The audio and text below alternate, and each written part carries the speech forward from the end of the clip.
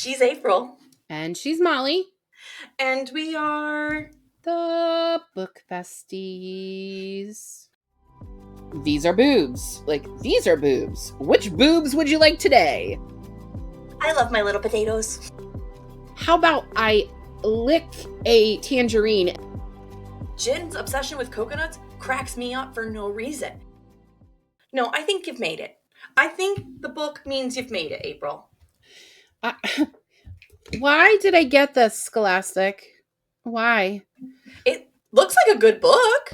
I think so too. I got an arc for Brian Selznick's new book that comes out in April, Run Away With Me.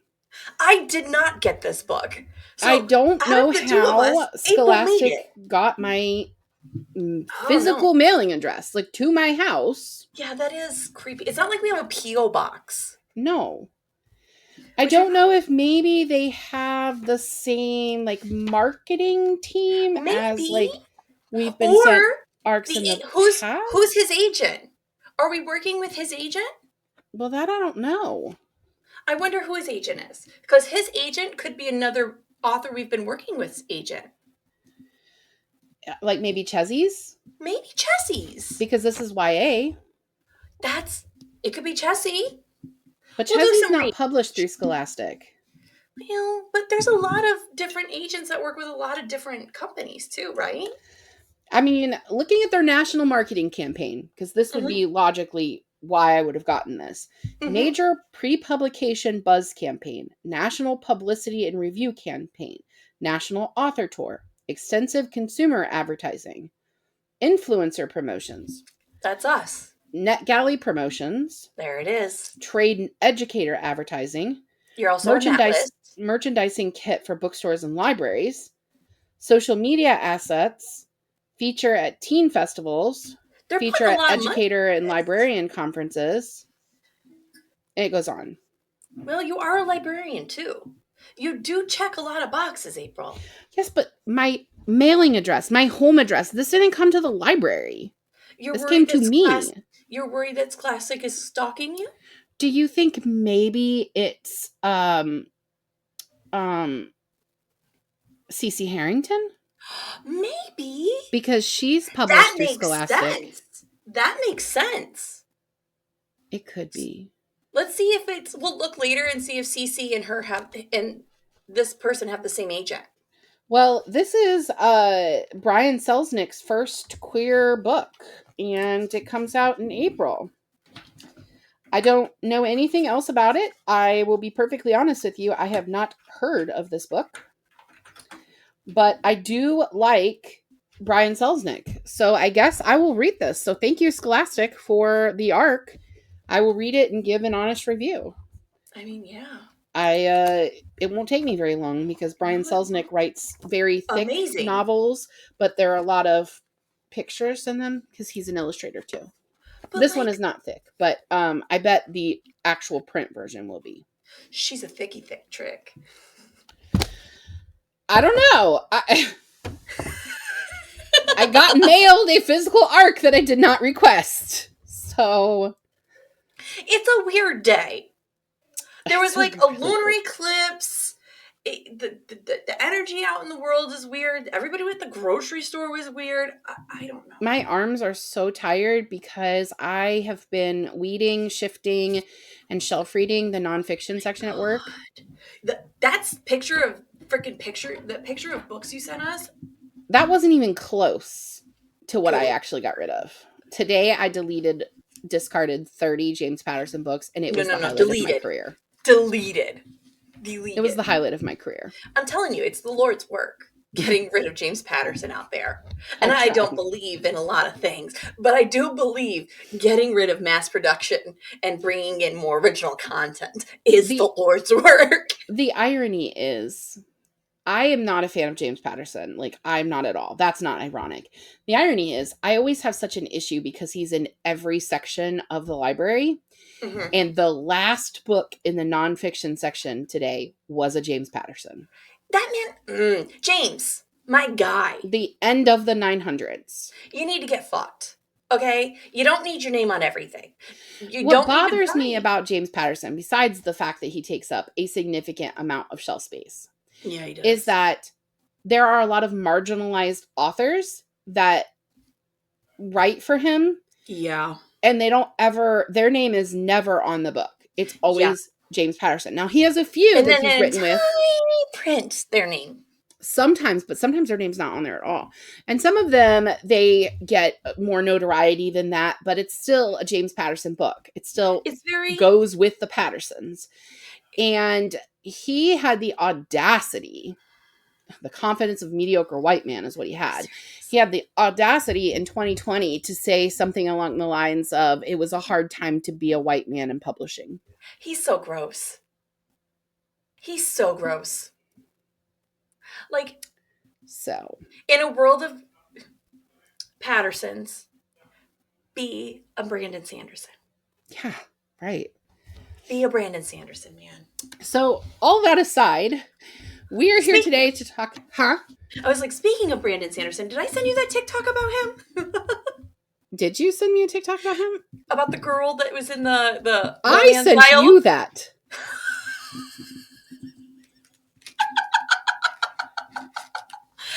I don't even know what day it is sometimes.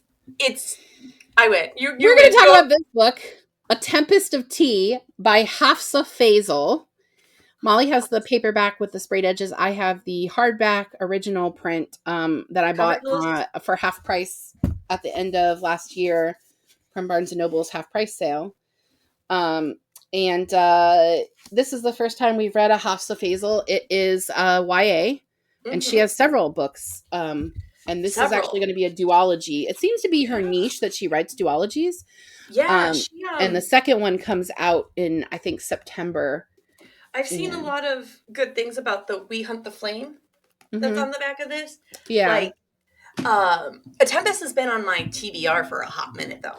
So like, that's interesting because I put this on pod because I saw it on the new book stand at my library. It came out before I started working there, so I'm not the one that actually ordered it. But when I saw it on the new books display, I was like, that cover is pretty. I would like to read it. Book.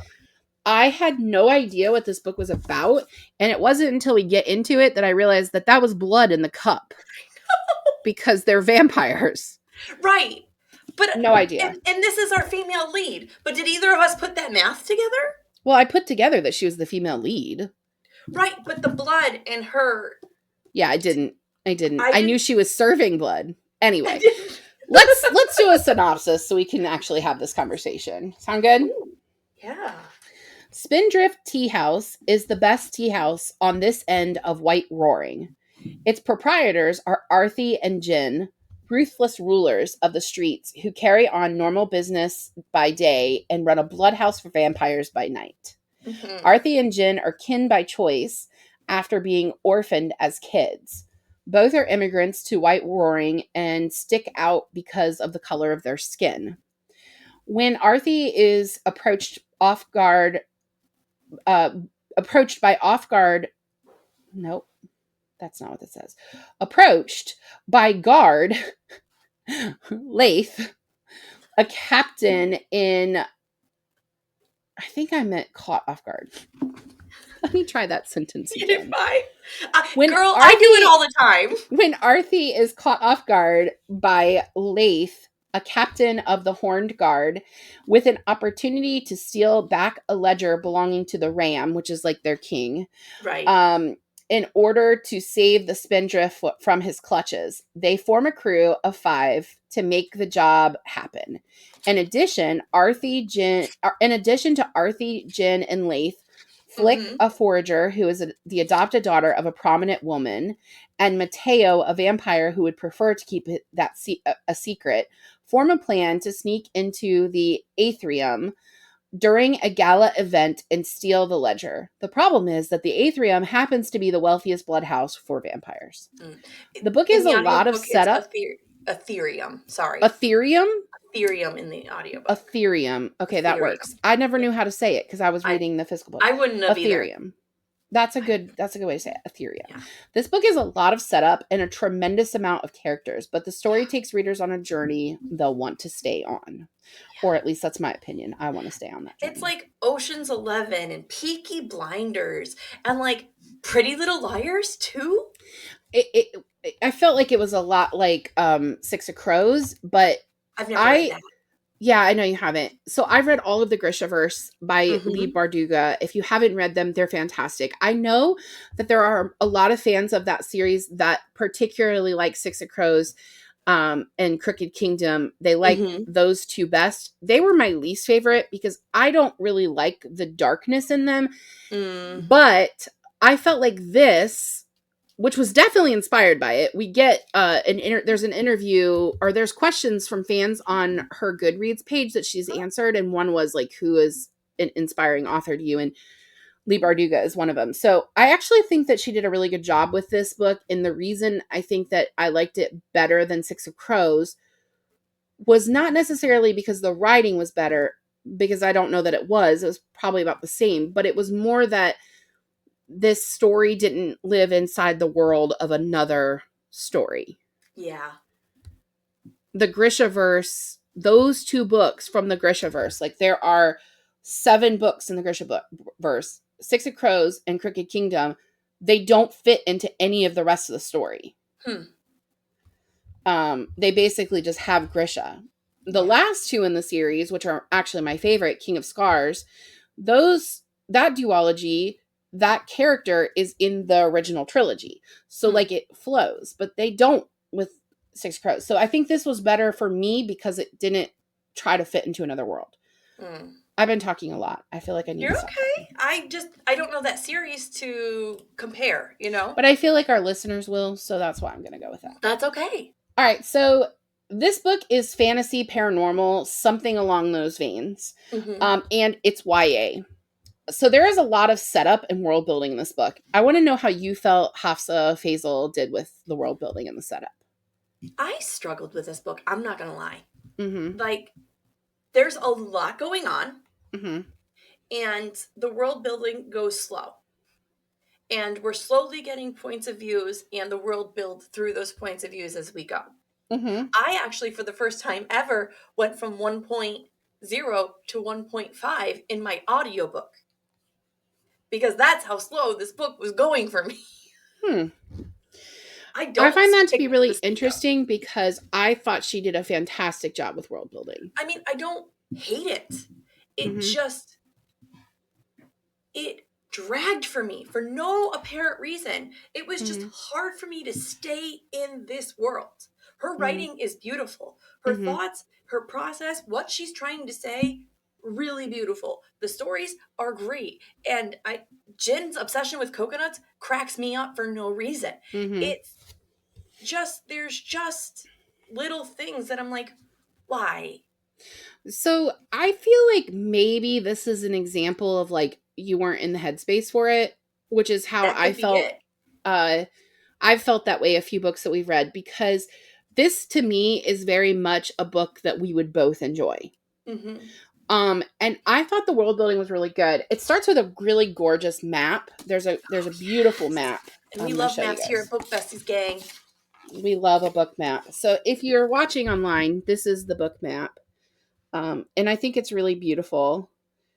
And I think that it set me for where I needed to go. And personally, I thought she did a great job with building this world. And I didn't want this book to only be a duology, because that's why I feel like it's UK, because that's like a little island. Yeah. And then It's absolutely, I think it's a metaphor for like colonialization from the UK. Yeah. But I don't want this book to be a duology, because the world that she's built, I feel like could be a longer series. Oh, absolutely. I think it's more her like need to move on. Well, could as be. A writer, it could be. I actually I had lunch with Emma Barry earlier today, and one of the things that we were talking about was authors that like write these like astronomically long series that like they don't seem to be good, but they sell like so well. And basically her takeaway was, good for them. If Right. they're going to keep selling, they might as well just keep pumping out the same thing, even if they're bored with Right. it. Well, it's Nicholas Sparks, right? Mm-hmm. Homie writes the same It's formula literally the same story every fucking time. every time. But guess what? We eat it up. We eat that shit up and we watch the movies because I've read a few Nicholas Sparks. they're guilty pleasures, man. That's I've all they read are. maybe 4 or 5 of his. He's not my favorite, but I can shut my brain Right. off and read him. That's Nicholas Sparks for me though. But you know what pisses me off about Nicholas Sparks? He's a mediocre white man. Well, that too. Yeah. He is not classified as romance. He is That's classified as bullshit. fiction, and it's That's because he's a bullshit. man. It's bullshit. He writes Okay. chick lit. He writes chick lit. I have The other written thing that annoys me about him is that he cheated on his wife. But, you know. Yeah, that's also annoying. You know what annoys me about him is, okay, I have written stories like his stories. Okay, I Mm-hmm. have a book about a kid that is in the Coast Guard and he Mm-hmm. goes home because both his parents die in this terrible car accident and he's like reliving the past with his high school friends and like Mm-hmm. it's like this whole thing, right? And I was talking to an agent, I won't say who, and this was back when I lived in Houston, and she goes, and I quote, women who write that kind of fiction never get anywhere. That's It's a true. man's world. That's true. And I stopped writing that book that day. That is very true.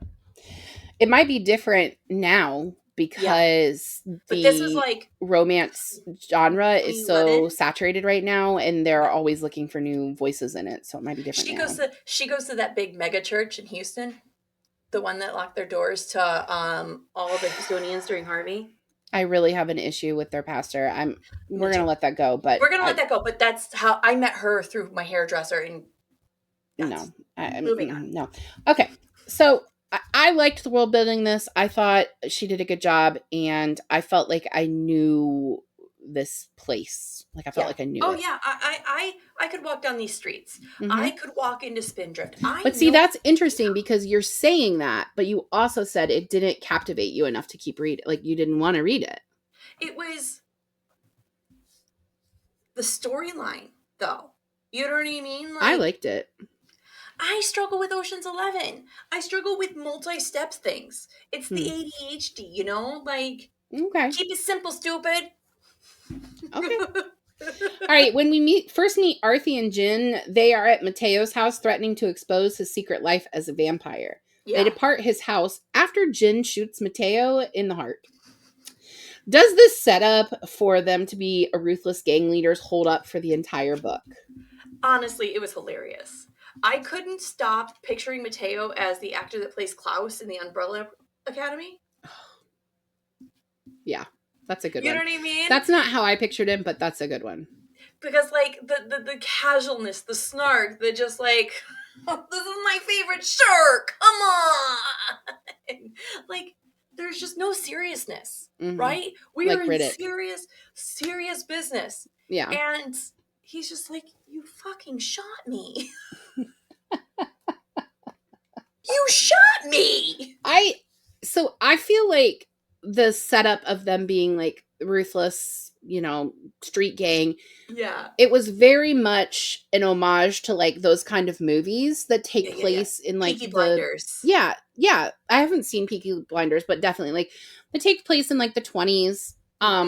Because these people are these hardcore gangsters, and yet they have families and they love people and they form bonds and they're immigrants and they're like they're just trying to live a normal life. By the way, Spindrift, you effed me up, ma'am, with that freaking name because it is my favorite bubbly water brand. I don't know what that is, but okay. I don't like bubbly water. Water should not be carbonated. It's not just water though. It's like flavors. I don't fucking know. But the flavors in carbonated water is like, how about I lick a tangerine and then spit it into this water and that'll be the taste. That's all they do. Is Spindrift is literally, excuse me, I spit. That's disgusting. Spindrift is literally like fresh fruit pulverized or whatever they do, and then they mix it with the water and put all these things in it and bubble it and put it in a can. It's literally just fruit. So there's no sugar. No. No, Hard that sounds pass. terrible. It is sometimes, but I do it for my I health. bought like I think it's called like bubbly or bubble or something. I don't Hmm. know. For the event that we had at our library with Emma Berry, and Yeah. I like it hardly got drank, so we still have a whole bunch left over. So I was trying to use it up, and so I opened a can at the library one day, and I took half a sip and was like, "Bleh." What flavor was it? Peach? Oh no, no, No. All no. right. Laith appears to Arthi by scaling the walls of the Spindrift, which I don't feel like they leaned enough in, like she leaned enough into that story. Right, right. And Like why? proposing she help him steal the Ram's ledger. Arthi never trusts him, but do you as a reader trust him? No, because we're led to not trust any government official from the beginning. Mm-hmm. So why would you come to a gangster to do this yourself? You're Mm-hmm. pretty high up in the government. You could fucking do this yourself. You don't want it. Yeah. Yeah. You don't want it. The thing is that I didn't trust him, but then I really started to as the book went on. I felt Well, like because he because of Arthy's feelings, right? Yeah, well, that's the setup, right? Arthi definitely is developing feelings for Laith, and they're complicated. Um, Yeah. I feel like Laith at the end, it's interesting because Laith and Mateo are basically both her love interests. It's a triangle for Yeah, sure. I think I have a question about that later, but um, they're basically her love interests, and both of them say the same thing to her at the end that Yeah. they're the same. And it's But interesting because there are two sides to Arthi, and right. one of them is very much that way, and one of them is the other way. But one meant it more heartfelt and authentic, and the other meant it as a dig. Yeah. You know, one was like, "You're just like me," and the other one's like, "You're just like me. I love you. Come on, be with me." You know, it was that's the vibe I I got. didn't read it that way. Maybe that's how it was narrated in the audiobook, but that's That's not the how I vibe I read it. got. That's the vibe I got. That's not how I read it. All right. So, Interesting. what do you think about? Oh, this is the triangle question. What do you think about the love story between Laith and Arthi? And do you think the author is setting up a triangle with Arthi, Mateo, and Laith? The love triangle for me was too light. Uh huh. I don't feel like it was heavy in the story, Mm-hmm. and I don't think it was supposed to be heavy in the story. It's not who Arthi is, though. She's not No, one to have like a but love triangle. if we're gonna make it an inconvenience, Mm-hmm. I we either need to lean more into it Mm-hmm. or lean less into it. Yeah. I feel like where she was standing, this makes zero sense. I'm such an idiot. I feel like where she was standing in this book with this love triangle, there was not enough, but there wasn't enough taken out, if that makes Mm-hmm. sense. It it distracted from the main story in a Mm-hmm. way it was supposed to, but we could have used more of the main story and less of the love triangle at points. I definitely think it wasn't necessary. Like, I think the story between Jin and Flick, like, that makes sense. I wanted to lean into that story. I That wanted to little lean love into story that. made sense to me, but I don't think that Arthi needed to have, and we've talked about this before, like, it's not every male, female friend group that needs to have a love story. And Just because honestly, she's a female leader doesn't mean she needs a man. no. No, and I don't feel like she leaned enough into it for us to get the impression that either of them would be good for Arthi. Yes. Yeah, I Like, don't know. I think and that was a how they misstep. I think that was a misstep in this book. I don't and think it worked. I feel like how both are brought into her life, it is obvious that neither are good for her Mhm. because one is a straight up vampire who just does whatever the fuck he wants, and Mhm. the other is a government official who's gonna fucking turn on her as soon as he can. I Like, don't know that he is. I have a feeling that we're going to see in the second book that Laith has sort of been part of the Horned Guard and part of this life in order to overthrow it. I want to believe that, but I don't. I want Mm. her with the vampire. I want her with her kind. You know what I mean? That's I how it wonder with felt. Laith. So that's interesting because That's I how it felt to wonder me. if I wonder if we read this as teenagers. Like, Mm-hmm. let's test this. Have Piper read it. I will. She and see wants what to. her perspective is, because I wonder if because we're in our 40s, Right. we just can't buy into this romance like I that. wonder if I can get her to do a short like video for like our socials. If you want, but we've been not putting our kids in our content. Well, So she's 16 today, I so know, that's crazy. she is legally old enough to make those kind of decisions on her own now. Wow, that's crazy. I'm still Tell not me letting about it. I'm not letting I my was kids at 16 unconscious do it. 16 years ago today. Yeah. Great story. All right. Good times. Jen helps recruit Flick to be a forger for the group. It is very apparent that the two have feelings for each other, but Flick has been raised a quote-unquote lady.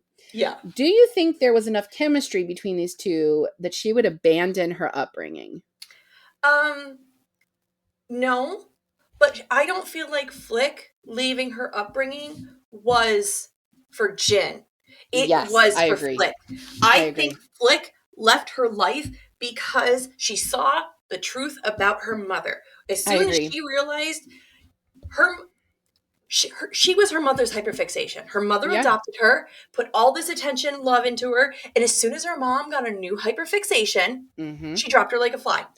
And she started forging before she met Jin. Like, that's how she met him initially. That's why she started forging, is because her mom stopped loving her. Yeah, I don't think that I've worded this this question correctly, because I don't think that the issue is that she decided to leave her life for a man. No. I think that her mom kind of abandoned her and she figured out, hey, I have this knack for things.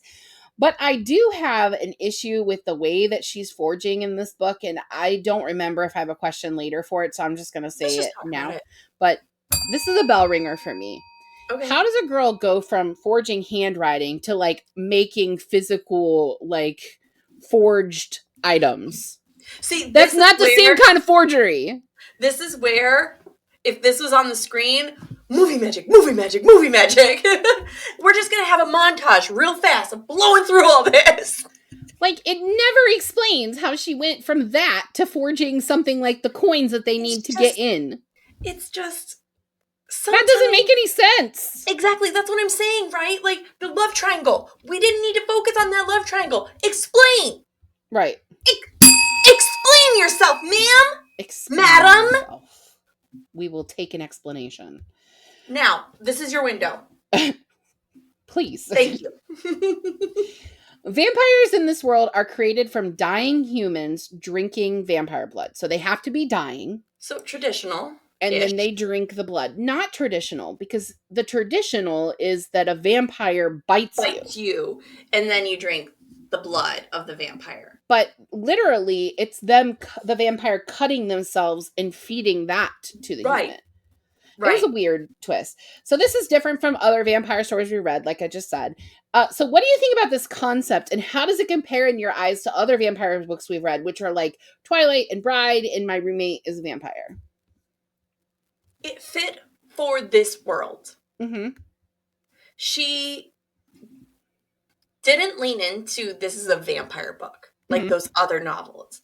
These are just vampires who live in this world. And I liked that. Mm-hmm. I liked that she didn't make it the primary focus of this. This isn't a vampire book. This is not a vampire book. I disagree with you. This is a book about a heist. It is. It's a book about a heist. It is a book about a heist, but I disagree with you that it's not a vampire book. I don't think it's a vampire book, though. But I think it is, and the reason I think it is because initially when the book starts, we think it's just going to be like a little bit of vampire, like she's running this like underground. It's basically a speakeasy for vampires. Yeah. At night. At night, because that's when they come out. Right. But... Sorry, I had to. But it goes really heavy into the vampire stuff because we have Mateo involved. They're at the... or what? How does it said? The Ethereum? Ethereum, which is where all the vampires are. Like, there's a lot more to this story that's more vampire. And I don't want to give the spoiler yet, but like we learn something later that it's like... I wonder if my opinion will change after the second book. Will you read the second book? Absolutely. I need to know if you... Never mind. We'll get there. We'll get there. See, that's I'm just why, surprised because you didn't particularly love this book. but I didn't hate it. Mm-hmm. Like you said, it could have been a headspace thing. I really need to write. Like that's all my brain has been thinking about, Yeah. and I've been stuck in this. Well, And that's fortunately, when we finish filming this episode, we're a little bit ahead, so we can take a bit of a break. yeah, and I'll talk to you about that after we film. Exactly. So for me, the comparison here, I thought it was an interesting way to have them be made vampires. I wish we got more. Like, I wish we had a chapter told from a vampire's perspective. Mateo is a big character in here. He's like one of the main characters in the heist, but we don't get any stories from his perspective. And I think that would have changed how I viewed the story, because Arthi does not like the vampires. She wants no part in that other than to make money off of them in the speakeasy. So, if I was her, okay, Mm-hmm. Hafsah Hafsah Faizal. Hafsah Faizal. If I was Hafsah Faizal, I would start book 2 in the past from the point of view of Arthi's vampire dad. Mm-hmm. And then roll into everything else. Yeah. As like a to give us more of that. Because that's what I need to make it feel more vampire-y. Yeah. You know? Yeah. I think, here's the thing I think about this book, and maybe this is an argument saying that it's not a vampire book. It could be anything. It doesn't have to be a vampire. It just needed to be an other, right? Yeah. It needed to be something that wasn't traditional. Well, it's a symbolism for racism, right? Well, sure. I mean, a lot of this book is. Right. Vampires are another religion. Vampires are immigrants. Vampires, it's symbolism, right? It could have been anything, right. Really. Right. They could have been gargoyles. They could have been flamingo people, for all we know. I mean, it could be witches or wizards. I mean, honestly, I thought this was a book with magic. Like, I didn't know it was vampires. This gives magic vibes, for sure. Yeah, and it didn't cross my mind that was a cup of blood. But the gun kind of gives off magic vibes too, though. Yeah, because the gun, I didn't even have a question about this. So let's talk about the gun. Because this gun, what is it called? Excalibur? Yeah, it's like the story from King Arthur. Not Henry. It's like the story from King Arthur. Like, she pulls it from a stone. The fault! You're a jerk. I'm goofy. I'm not in a headspace to be goofy. I'm trying. I know. So she pulls it from a stone, and Excalibur actually changes shape, so it can be like whatever she needs it to be. So sometimes it's like a barrette. Yeah, it's a bandana. It's whatever she needs it to be. A sword, a gun. Mm-hmm. And she never reloads it, but it always has a bullet. And it knows what she needs. Mm-hmm. And the bullets can apparently kill vampires, which ends up being important at the end of the book. Right, it's a thing. Mm-hmm. But I wonder if it becomes a plot hole later. Because of I just don't feel like we knew enough about. See, this is why this book needs to be more than a duology. Yeah, like, I can't. You've built this beautiful world. I need more than just one more book. Hafsah, my friend, I'm gonna call you friend now because we're talking so deeply about this book and we feel so deeply about these characters. Yeah, my lady, if you could just fix a couple problems for us, that'd be great. Yeah. Give us a mini book or a prequel. Mm-hmm. A prequel would be fantastic. Mm-hmm. I need a little bit more, Bubba. Just. There's definitely setup for a prequel here. Like, we could have a novella that was a prequel. Yeah. She could release it just as an ebook. I don't know. There's ways to make this happen because and better. Because here's the thing, if you want to look at Lee Barduga and you want to use Six of Crows, since this is compared so much to it, and we've already done that here, her books are double in length. It's only a duology, but it's double this size. This thin of a book shouldn't have given me such a hard time as an audiobook, my guy.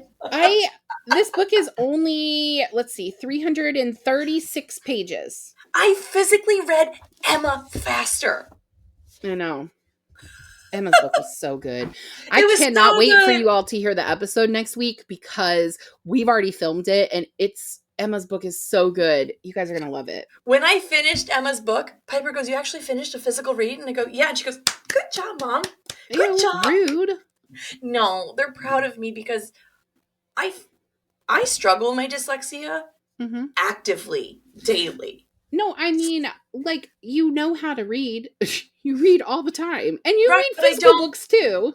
Right, but I don't make it an active choice to pick Mm-hmm. up a physical book. If Okay. I'm reading for pod, I'm putting an audiobook on and I'm just doing because Mm-hmm. it's easier for my brain to multitask than to sit down and just be with a book. Ooh, so this is a good side story for a conversation that Emma and I had at lunch today. KK. So, since we've just talked about her being on the pod and Yeah. audiobooks, she is not an audiobook reader. She Oh, prefers to read with her eyes and not with her ears. And I love okay. the way that she said that because there are so many people that still do not think consuming audiobooks is reading. And I'm like, but it Looking is. at you, Audible. What the But fuck it is that is. shit about? And she said she does better with rereads because she can focus more and she already knows what's going to happen and whatever. And I was telling her that reading audiobooks is like reading audiobooks with your ears is like reading physical books with your eyes. You have to train your brain to do that. Mm-hmm, And so for me, when I started reading audiobooks, it was slow going. I mm-hmm. started with more memoirs, like Yes Please by Amy Poehler, which we covered in our first season, although we're never going to do nonfiction again. It was weird. It's It was weird to awkward. critique someone's life, essentially. Yeah, and how Um, they interpret their own feelings and yeah, it how was they feel weird. about their life. It's weird. So I started with Yes Please, and I read some. I think it was Wishful Drinking by Mm-hmm. Carrie Carrie Fisher. Fisher. I've read a few of hers. She does a great job narrating R.I.P. her Carrie. audiobooks. Huh? R.I.P. Carrie. Oh, no, man, I'm still heartbroken over it. Same. Um, so, but I trained my brain to read audiobooks. And even though I am a big audiobook reader, the podcast has actually trained my brain to read audiobooks more. And I Mm. still prefer to read the physical book when I'm writing questions because I was an English teacher. And so that's how I taught, right? I would read the book, I would write questions, and then I'd push them out to my students. So for my brain, that works better. But what I told her was you do have to train your brain to read audiobooks. Yeah. When I started, I literally started absorbing it like a sponge. Mm-hmm. When I realized I had that accessibility Mm-hmm. and that access to reading that Yeah. was a struggle, I would read, if I read physical books, like I read the Twilight series, Mm-hmm. and it took me a year Yeah. I to read all remember. of them. And then it took me It was a several year for the years. Hunger Games too, right? Yeah, I physically read the Hunger Games, and that Mm-hmm. took me several years. But I did it. Mm-hmm. Yeah. But I My do. kids my kids have recently discovered audiobooks and through the audiobook app that's completely legal that Tom and I have, Mhm. um, we now have a tag in the audiobook app that is James. And so those ones get pushed to his version of the app, but he doesn't get access to everything because a lot of what we have on there Yeah. is like very inappropriate for him. Um, but he's Looking at discovered you, how Tom. why are I'm there always joking. big boobed women? I open the Rabbit app and women. it's I need like, to hear about the rabbit women, actually. yes, the rabbit women were crazy. They had big boobs and rabbit ears. We'll talk about this on his episode. Please do. He now has an AI that's downloading our audiobooks. And so it gets everything with big boobs. Like, it's just like, I open up our app and it's like, these are boobs. Like, these are boobs. You're like, Which yes, boobs would you like today? yes, those are breasts. Thank you. I'm like, what is happening? Anyway, so my kids have discovered audiobooks, and James really enjoys reading that way. And I think for neurodivergence, that is a really great way to consume books. It makes it more accessible. Yeah, absolutely. And accessibility is key. Absolutely. All right, so let's get back to this book. Sorry for the deviation there. Like blood at Spindrift, because having access to it was important to the vampires. See, look at me wrapping around. There you go. It was interesting to me that feeding off of a human was illegal. Like, they were allowed to do it if somebody let them. Right, if they're dating. But I guess that makes sense because if you like attacked a Consent. human and fed off of them, I that would be mean, murder. consent is key, girls, Mm-hmm. guys, gays, Don't let a theys. man feed off of you without your consent. You hear me, you little potatoes? That's better than calling them fuckers, though. It's much better. I prefer it. I love my little potatoes. All right, class plays a big part of this book. Vampires and humans alike are divided by class. So there Mm-hmm. are, high class, upper class, wealthy humans and wealthy vampires as well. Right. Arthi and Jin run a well-known tea house, but the color of their skin makes them outcasts. There's actually a story too where Jin is from a very wealthy family and he still almost doesn't get into the school that he goes to because they immediately want to say no based on his skin color. The Aetherium, right? Ethereum. Damn it. This is what happens when I don't know. The Ethereum only accepts the wealthiest vampires, even though feeding without consent is illegal, and all vampires need a blood house to feed in because basically they're not allowed to do it on the streets. Or at home. Right. Flick is very wealthy, but she chooses to become a criminal. What do you think about the decision to make class part of this? Was it needed when we already had like the race differences? I think money is an important conversation when it comes to showing social divides. And that was important. I think it was important for her as an author, or I'm assuming it was important for her as an author, not to just show how there's struggles when it comes to color, race, and life that way, but how one's financial structure changes how they're viewed. I mean, look at our world right now. Right. Without getting into politics, groceries are out of control. Gas prices are out of control. Everything's, and people are going day to day struggling to pay for basic things while billionaires are building themselves, plotting more houses in the moon or some stupid shit. I don't know. But what I do know, to be fair, NASA is doing that. but I mean, give it a couple weeks, we might have a billionaire running that. I don't know what's going on. But what I do know is, what I do know is it was important for her to show both things. And I think it made sense. Sorry, go ahead. Especially you're right. It made sense for the time too. For the world she was setting up. And I think it makes sense because if this is some sort of allegory for colonization, for colonization, I feel like kids reading this might not get this, but us as 40-year-old women were like, yes, this is about Britain colonizing all these places. Right. I mean, the whole if you look at the museum, way they did it, what'd you say? The museum, the whole thing about the museum. Literally, they had stuff that was stolen from their museum, and it's people were making jokes like, "Did you look in the museum? Because that's where the stolen artifacts are." Yeah. But I think I think what's interesting is if you look at let's use how the U.S. was colonized, right?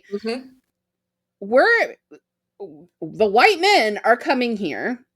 It doesn't matter that there are people who were in roles of leadership, like a chief, for example. That doesn't matter because the color of your skin puts you at a lower rate, right? You're lower. So then what happens is you have people who are white trying to find their own place in the social ladder. And this is basically what To Kill a Mockingbird is about, and why I will die on the hill that it should be fucking taught in school forever. But that's basically what she does here. And we looped back to it. Good job. Always. Good job. Always. But that's basically what she does here. It's like her saying, like, they don't see us as human. And then, of course, they're vampires, so they're not human. But that's not what she meant, right? It's not. They don't see us as human. She was saying that to Jin.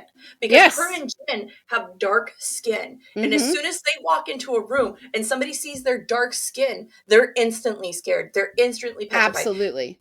And it doesn't matter that they're gangsters. And they're white gangsters that do the same thing and get away with it. Yes. And even though they run like what is arguably the best tea house in all of whatever the fuck it's called where they are, White Roaring, All Even these though hard names, and you name the town White Roaring. I know, right? So even though they run what is essentially the best tea house, they aren't even in a good neighborhood. Like Yeah. they can't be in the high class neighborhoods because of the color of their skin. But, I mean, Jin was raised in them I know. until he was pushed out. Mm-hmm. I mean, It's I don't know that he wild. was pushed out so much as like, Maybe I need to go round my score up to a 4. Maybe I need to. I think you do. See, I just, that's okay. So, side note for you listeners, when I finished the book, which was like a few week days ago. ago, maybe like Yeah. a week ago, I texted you and I said that my rating had moved from a 3.5 to a 4 because of the ending. And like, I stand by that. Like, I gave it a 4 because the beginning was really good. The ending was really good. It gets messy in the middle, but it's a heist book. The ending's what made me go down. I was sitting at a 4, and she left me holding my hands out going, what the fuck? Because it's a duology. There's another book. What the fuck? To me, that was a perfect way to end it. If she tied a bow, No. why would I want to read the sequel? No. And you know what? Next I'll be question. interested to see if you actually do follow through on reading it. And here's why I want to see. I barely can follow through with washing my hair most days. Come on. This is why I want fair. This is why I want to see, because you still haven't read the second in the Anatomy. thank you. Immortality is the second one. You haven't read that. Shit. But I am struggling. I told you. But I said we started last season with Powerless, and I said I would finish the series. And now that we are several months away from that, I'm never going to fucking finish that series. I don't even want to. I don't even want to. It was disappointing. Don't worry. I don't want to because I didn't like the first book. Speaking of not liking the first book and still reading the whole series, side What note, are you still reading? Sam and I are going to be reading Harry Potter. I got a copy from the library and we're going to start it today. You're an asshole. I know. If You're Sammy, an asshole. If Sammy asks you, I love Harry Potter. Where is that? Tom, put that Leslie Knope clip in. That Leslie Knope quip where she's like, I don't like Harry Potter. What do you mean you don't like Harry Potter? You watched all 8 movies. You made me watch all 8 movies. Exactly! I watched the first movie with Sammy. Sam is going to turn you into a Potterhead, and then you're going to be more mad because she's a TERF. I'm going to like it because I'm going to read it with Sam. Because it's going to be a bonding you're going to love it. You're going to love the time. You're never going to be able to get that time back either. You know what I mean? That's going to be something very special between you and Sammy. James was like, well, maybe I'll just listen to the audiobook instead of reading with you guys. I was like, do you realize people pay me to read books aloud? Like, that's a job I do. Like, maybe you should just hang out with us. But we all took the Pottermore audiobook. No offense, I love you, but you don't read the audiobook. The audiobook narrator, I think, is Stephen Fry. So Stephen Fry narrates the British version. I got it on Audible.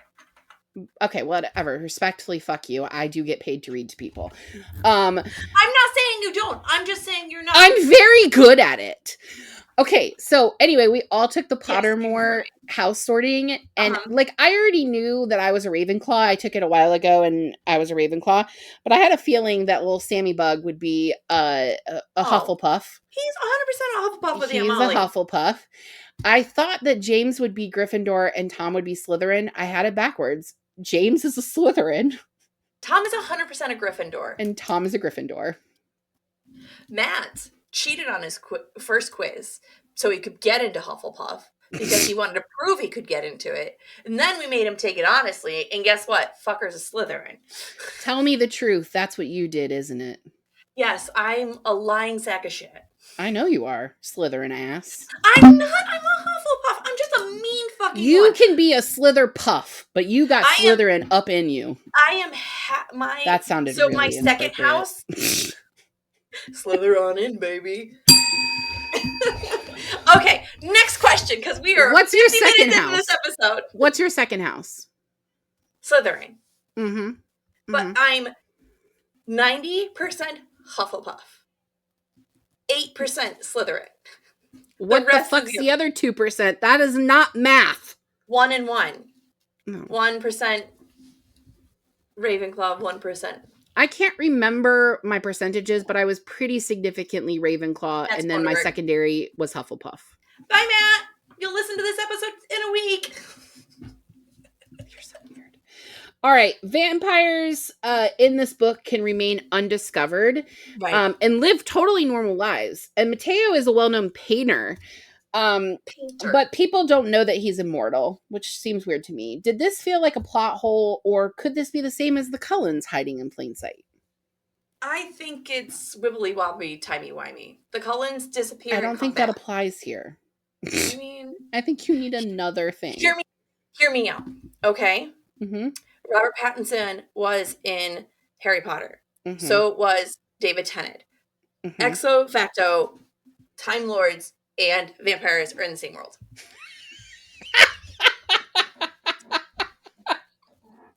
That is a huge leap. They're not even in the same movie. It's fine. It's fine. Same worlds. Oh my gosh. And David Tennant's character is played by somebody else for most of the movie. Also, technically, Robert Pattinson is still in Harry Potter. He's just dead. He's dead. He's dead. So he's there. He's just bones. You know, I never understood how the guy that David Tennant's character has taken over. Barney Crouch? Yes. How does he become somebody that they care about and love that comes back later in books? They never knew that guy. I know. Isn't that upsetting? Fucking to fall Harry in Potter. love? Isn't that upsetting? You fall in love with one person and then you realize you're being played? I feel like you're making an analogy there. I'm not. I didn't know where it was going and I just kept on the hard gas because that's where I was.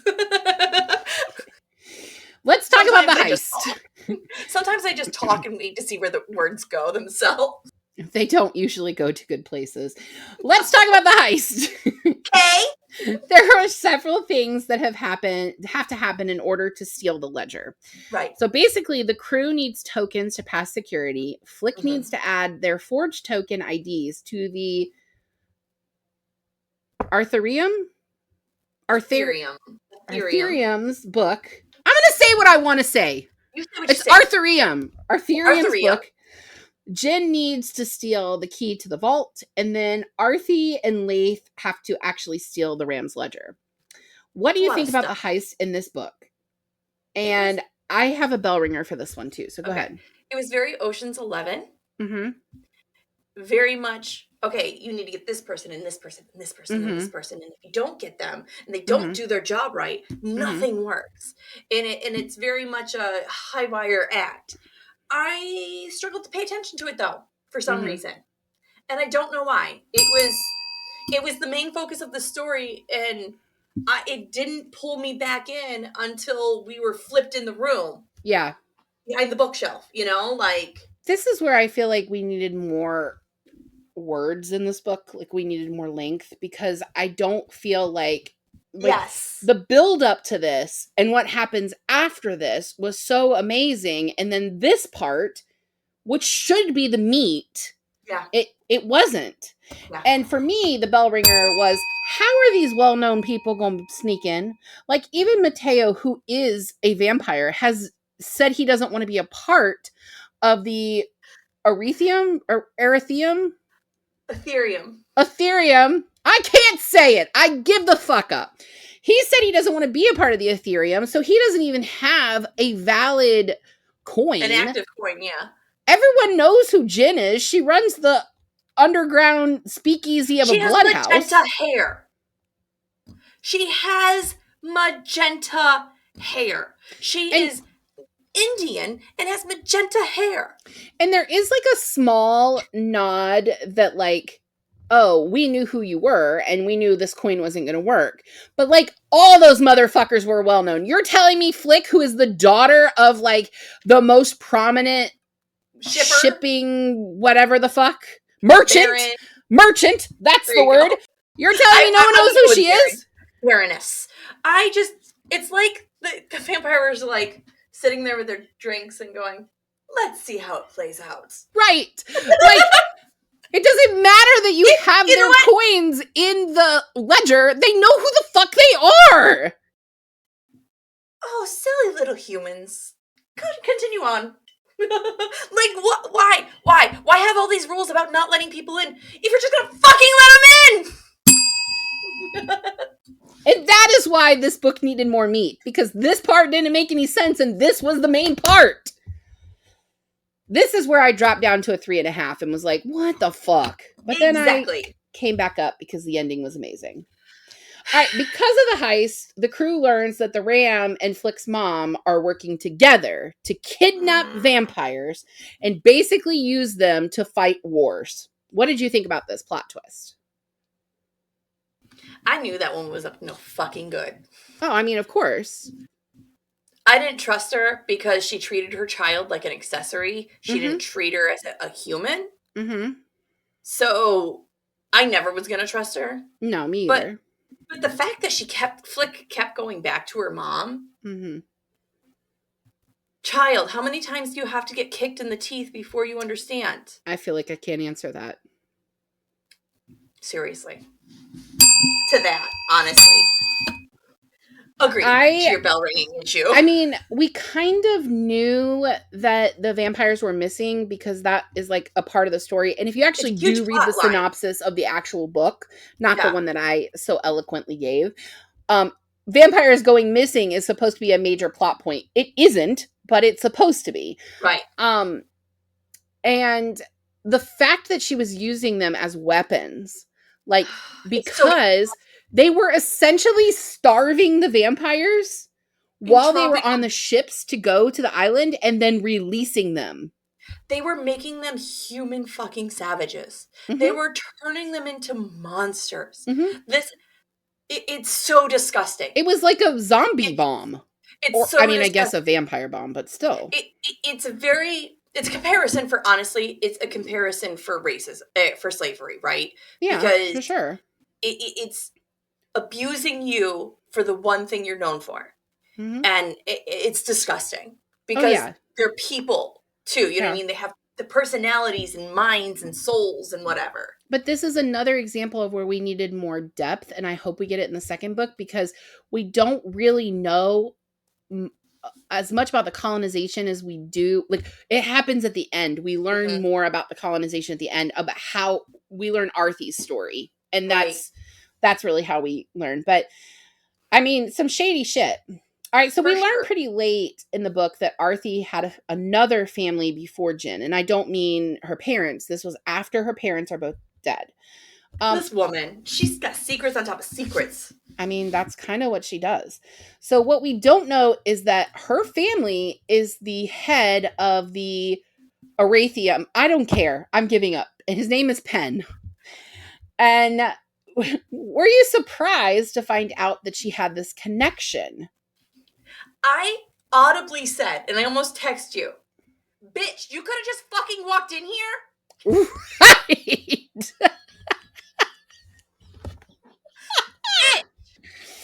You could have walked through the front door. You could have just been like, hey, Penn, I need some of those, like, coins so we can get in. Plot line ruined. But she didn't want that connection anymore. She wanted to not be part of him. And the reason is because she has a secret. Because she's hiding where she is. And who she is, spoilers, she's half human and half vampire. Which I don't understand this. I never understood what they were saying. So this is where the confusion of, like, how they become vampires gets into place. Because Penn tells her that she was too much alive when she drank the vampire's blood. But Arthy tells the story that she was dying when her mom took her to the healer who was a vampire. Right. So she drank the blood. But she wasn't dying enough? She wasn't dying enough. But here's the thing that I want to know, and the reason why I have to read the second book. I know you want to know if she's still alive, because spoilers, she might not be. I mean, I'm sure she is because she's on the cover of the second book, but, you know. Yeah. But I want to know if Jin becomes a vampire, because he is dying, and she feeds him her blood. And she's only half vampire, so does he become a vampire? I also Is he need a to know quarter where. vampire? Is it like the Cherokee blood that gets diluted? My book club just read Nikki Payne's Oh Sex, my Lies, and gosh. Sensibility, and that became a topic we were discussing of how like everyone has Cherokee heritage. Right. We're all natives. Right. Right. But it's. I need to know. Are Jin's parents just captive somewhere doing research for the vampires? I have a feeling that that is what is happening. That And that's more upsetting to me. I thought it was the government killing them for mhm, being well-to-do people of color, mhm. but I never thought that. I thought it was for their research.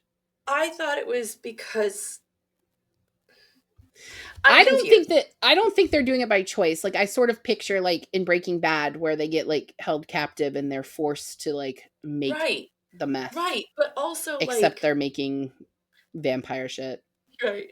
But like also they just abandoned their kid? Like I guess they didn't get a choice in I that. don't think they had a choice. Like I literally think the Ram had the place torched and had them kidnapped, and probably Jin was supposed to die in that fire and just he wasn't home. Right. But he's scarred from it for sure. Mhm. And literally and physically, like That's what I literally was and just about to figuratively. say. Yeah. Yeah. All right. So at the end of the book, Arthie makes a plan to expose the Ram once and for all, but it turns out that the Ram is actually Flick's mom. Bitch. In the final chapters, Jen is shot, but Arthie attempts to save him by feeding her blood. We do not Hmm. find if it works out. Do you think it worked out? Do you think he's going to be a vampire? Do you think he's going to live? I think what's going to happen is Mateo's going to save everyone. Well, he can't save Penn. Penn is for sure Dead, dead. dead. Oh, yeah, that broke me. Oh, I know. It was so sad. That broke me. He took a Excalibur bullet from Lath. Right? Lath is the one that shot him, Hmm. right? But And it was intended for it was intended for Arthie. Arthie. And he was after that fucking gun the whole time. Yeah. Piece of shit. Okay. I will fix my rating on Storygraph to a 4. I'm too 3.75 if you want, but I think it's worth the 4. it's I'm never going to force you to change your rating, okay? I'm not going to be like someone that does that. you know who you are. You know who you are. I have to tell And I you know something you're about hate that. listening, bitch. I have to tell you something about that off pod because it's not something I can say on here. Okay. All right. I'm interested to see because God damn I it. don't know if he could have saved her or she could have saved him when she doesn't I have the don't full think vampire blood. I don't think her blood could save him. I don't either. But it could keep him alive long enough to get him to a vampire, maybe. Yeah. Well, there are plenty of vampires there. They're literally at the vampire house. Um, Right. maybe he becomes like Snow White and he's just like unconscious and waiting for true love's kiss. I mean, we stole from From a King vampire. Arthur. We got vampires in here. We got King Arthur in here. We got Peaky Sure. Blinders. We're doing Ocean's 11. Sure. Let's just fucking add Snow White. Love it. Let's do it. Love it. Sounds good. Add to the line. Perfect. No notes. Also at the no notes. Also at the end, Arthie and Lath shoot each other. We don't know if Lath survives, but Arthie is picked up by the wolf. And the wolf is a story that like is very minor in here, but the wolf is the one that actually started the hatred of the vampires. We don't find out if it worked saving her. So do you think she lived? Do you think Arthie lives? Does Lath live? I have so many questions. Mm-hmm. Oh, that didn't work. There we go. I have so many questions. Mm-hmm. I have so many questions. Mm-hmm. And there is no pages left. There are no pages left. There are until no September pages left. when the sequel comes out. We might have to put it on pod. I mean, maybe we can reach out to Hafsah Faizal and see if she'll come on. Oh, I would love that. Me too, because I really enjoyed this book. I did too, but I'm also mad at it. But to me, the ending of this book was like a classic season finale. All the shit happens, and you have to wait. This is early Grace. This is Shonda Grace. You know what I mean? This is Shonda Grace. This is Shonda Grace. This is This is hospital magic. shooting or This is magic. plane crash. This is a cut LVAD. This is Mm-hmm. ooh. Yeah. Speaking of Yeah. medical dramas, I am so obsessed with The Pit. I don't have HBO. I can't watch it unless you want to Maybe share Tom your can- password and I can log in. Maybe Tom can do secret things. What? Doesn't Tom have secret ways? He does. He does. But we need to finish Outlander first. Oh, y'all finish Outlander then, but you need We to watch. still Pit. haven't watched the rest of the like back season that just came out. Like we haven't watched any of those. So we need to because that's the end of the show. I need the second book. I need the second book so I know what happens because I don't know. I mean, Arthie clearly, in my opinion, clearly lives because she's on the cover of the next book. Who's the wolf? Who's the wolf? That's what I want to know. Because are we introducing a whole new character or do you think it's somehow also the ram? Off the cuff theory, the wolf is her mom. Is Arthie's mom? Yeah. Who's dead? No. We assume is dead. She literally saw her mom in a pool of blood and it made her thirsty. Like she wanted to go eat her mom. No. You know, Shonda taught me never to trust any writer. That is one thing Shonda Rhimes has taught me. Not to trust anyone. Shonda Rhimes remains my favorite villain of all time. Shonda Rhimes is probably one of my favorite writers, and she's never written a book.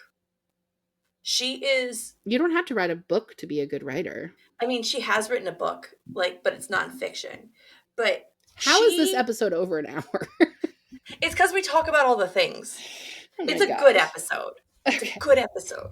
All right, but I will do a Shonda rant for TikTok. How about that? That'll work. That'll work. Next week. Do we have anything else that you wanted to say about this one? No. All right. Next week, we have author Emma Barry back again to talk about her newest book, Bold Moves, which actually comes out in April. Yay! So I will pre-warn everybody. We don't usually... Yeah, mine's over here. Right there. No. Right there. We don't usually give spoilers when we have an author on, especially when it's a brand new book, because we don't want it to ruin it for others. But this book, we do have a few spoilers in this episode. It's still worth reading. They're light spoilers, but they're important to discuss because they're a part of the plot, and you can't really... save the episode for after you read. Definitely read this one, though, because it is really good. She's so smart. And then we have our April books, which will be posted to social media probably the week this episode. April books, the month April. Well, some of them are my books. I picked some. Fine. Technicality. And you own some of them. So April's books in April? Do I own any of the April books? I don't think I do. You'd think I'd have it memorized by now, but I sure don't. Okay, so for April, we're reading Shark Heart. I don't own that. Ministry of Time, don't own that. Wedding People, I did buy Wedding People because there was a huge wait list at the library. I could not get it. So I had to break my book buying ban for the Wedding People. The God of the Woods, which I got from the library, and A Wizard's Guide to Defensive Baking, which my husband's going to come back on that episode, and I have that book because it's on the totally legal audiobook app that we have. Yeah. Look how pretty that is. I have heard amazing things about The God of the Woods. I am so fucking excited about this book. Mm-hmm. I know, I am too. So excited about this book. Oh my gosh. That's all I have. I got nothing else. All right. Bye, guys. See you next week. Bye. Thank you for joining us on Book Besties. Don't forget to like and subscribe. The views discussed here are those of April and Molly and not those of anyone else. Today's book was A Tempest of Tea by Hafsah Faizal. Your Book Besties are Molly Biggs and April Watkins, editing by Thomas Watkins, and music is Sleep Sweetly by Brigida.